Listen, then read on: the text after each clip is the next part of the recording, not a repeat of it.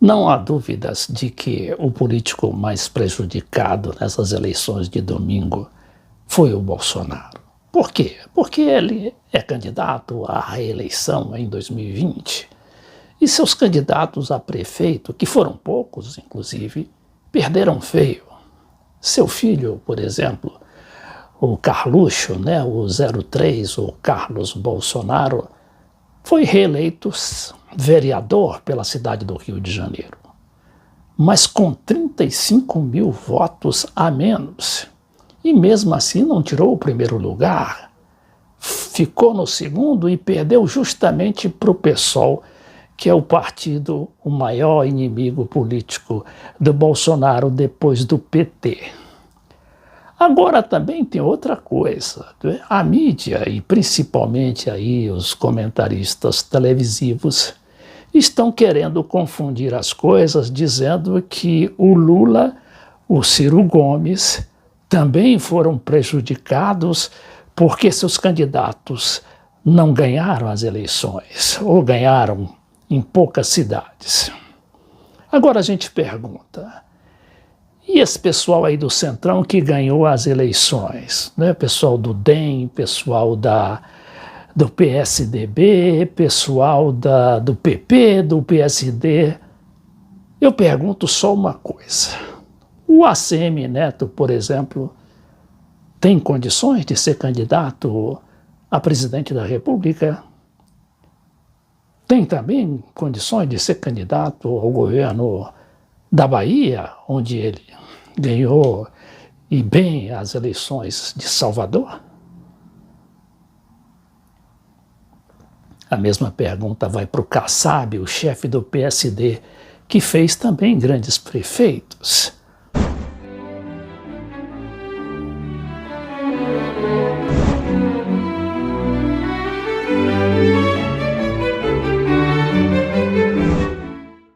Eu quero começar esta análise com essa matéria aqui do site do Globo, quando diz que partidos do Centrão avançam nas capitais e interior do país. PT, PSDB e MDB perdem terreno.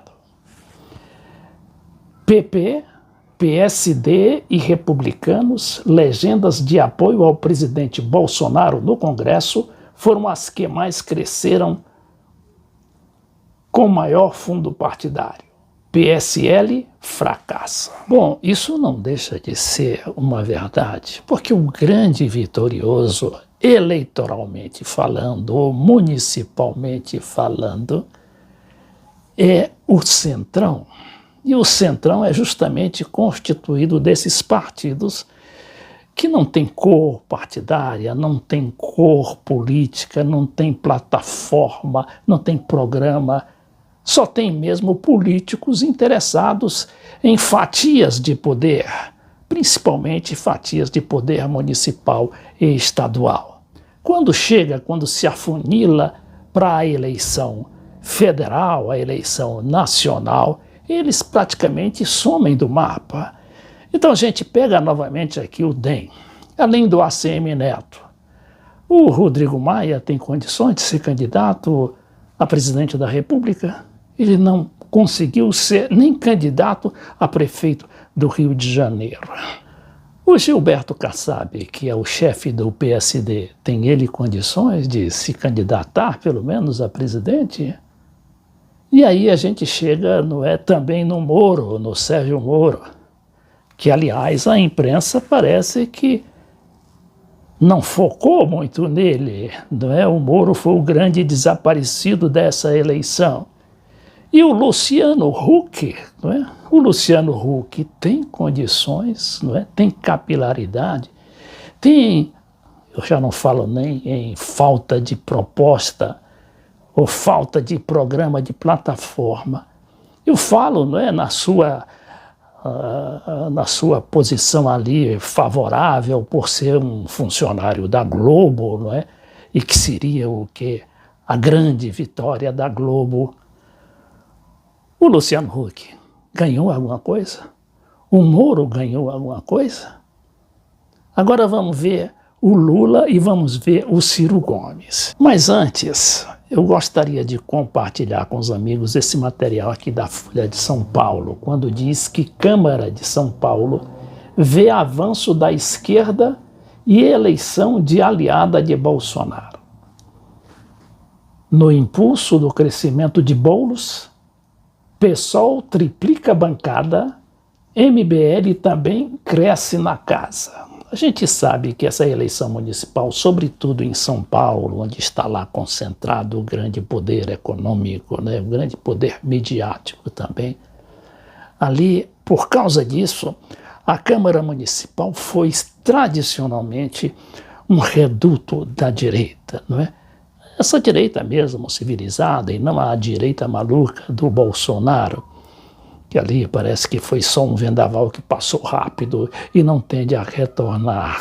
É que aí temos outro fenômeno, que é o Boulos, né? O Guilherme Boulos, que não só foi para o segundo turno e não deixa de constituir uma ameaça agora no segundo turno, né? Nesta eleição, daqui a 15 dias praticamente, ele também fez o seu pé de meia, né? Ele é um líder, se mostrou um líder de dimensão nacional, inclusive desde a campanha presidencial de 2018. E agora o que é que ele faz aqui? Ele triplica a bancada do PSOL, seu partido, que dizem também ser uma espécie de transmutação do PT, que o PT muito, não é, atingido pela campanha midiática, estaria se transmutando para outros partidos, como o caso, por exemplo, do PCdoB lá no Rio Grande do Sul, que quase elege, mas ainda pode eleger, não é? Sofreu um baque, não sei por que razões, da Manuela, a Manuela Dávila, que todo mundo fala que é uma sublegenda do PT. De qualquer maneira, não é? Vamos examinar novamente esse material da composição da Câmara Municipal de São Paulo, que é muito sintomática para estes novos tempos. Estes novos tempos em que os governos populares ameaçam voltar ao cenário político, inclusive brasileiro. Então, mesmo com uma das piores votações da casa, a candidata do presidente Jair Bolsonaro, sem partido, também conseguiu uma vaga na casa. Olha aí, o Bolsonaro elegendo uma candidata. Outros candidatos ligados a este grupo, porém, ficaram de fora. A junção da esquerda com a direita, contrária ao PSDB, que perdeu 4 cadeiras na casa, pode dificultar a vida de uma eventual gestão Bruno Covas. Por outro lado, se Boulos for eleito, apesar do aumento da esquerda, haveria dificuldade ainda maior, pois no saldo final, a maioria da Câmara pende mais para a direita. Aqui eu não tinha falado do Dória, né? O Dória, que é o governador de São Paulo, e que teria se beneficiado com a eleição do Bruno Covas, que foi uma vitória mais pessoal do prefeito do que do governador. Eu pergunto também, o Dória terá condições de ser um peso pesado nessa eleição de 2020, com todo o poder do Estado de São Paulo? Bom, agora vamos ver aqui essa composição da Câmara, não é? Como é que ficou na Câmara Municipal? O PSDB, que antes tinha 11, ficou com 8, aliás, antes tinha 12, ficou com 8. O PT também ficou com 8. Deixa eu ver aqui, tirar isso. O PT tinha 9 na eleição passada. O DEM ficou com 6, não é? O PSOL com 6. Republicanos 4, 3 MDB, 3 Patriota, 3 Podemos, 3 PSD, Novo, 2 PL, 2 PSB, 2. O PSB também foi muito prejudicado, não é? Eu diria que mais por falta de uma certa identidade, que ele se perdeu muito ali no fisiologismo de seus governadores, e principalmente em São Paulo, cujo ex-governador, França, né, que foi o candidato a prefeito, não se deu muito bem na eleição. Tirou o terceiro ou quarto lugar, salvo engano, terceiro lugar. Vamos aqui os vereadores do Rio de Janeiro. A gente não pode esquecer de que o Rio de Janeiro é o grande reduto eleitoral do Bolsonaro. Recordemos, por exemplo, o caso daquele deputado bem grandão, né, o Hélio Lemos, que só porque colocou lá na cédula Hélio Bolsonaro, ele, um completo desconhecido, veio com 400 mil votos pelo PSL. E o PSL também foi o grande partido de 2018, porque era o partido do Bolsonaro. O Bolsonaro é uma espécie de rei Midas, onde ele tocava, virava ouro. Aconteceu em São Paulo, né?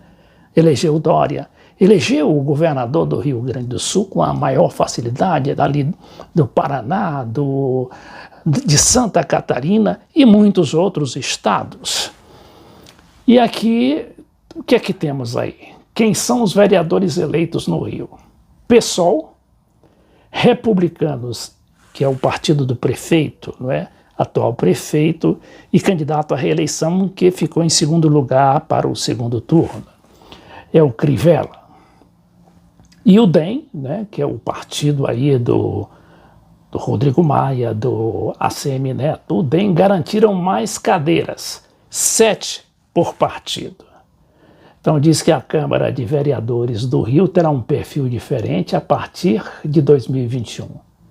3 partidos conquistaram 7 cadeiras cada.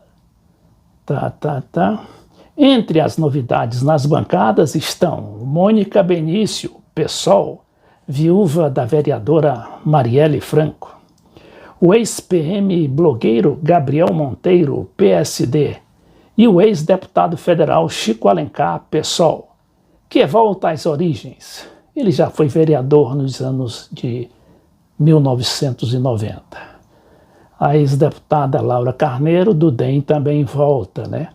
O ex-prefeito César Maia, do DEM, pai do presidente da Câmara dos Deputados, Rodrigo Maia, foi um dos mais votados. Bom, e finalmente nós vamos examinar como é que ficaram o Lula e o Ciro Gomes. O Lula ali com o seu PT, não é? Eles não tiveram grandes vitórias, mas elegeram grande parte das câmaras de vereadores e mais ainda, como disputaram a eleição na grande maioria das 25 capitais, o partido fez a sua base ali municipal, que vai ajudar muito na eleição nacional. O Ciro Gomes também teve os seus reveses, não é? Ali em São Paulo, o seu candidato, Márcio França, ficou em terceiro lugar, não foi para o segundo turno, mas ganhou, né, a eleição com o DEM, do ACM Neto, na Bahia. Foi um pouco prejudicado ali em Pernambuco, mas o mais importante, ganhou a eleição em primeiro turno, indo para o segundo turno com o capitão Wagner, que seria o candidato do Bolsonaro em Fortaleza.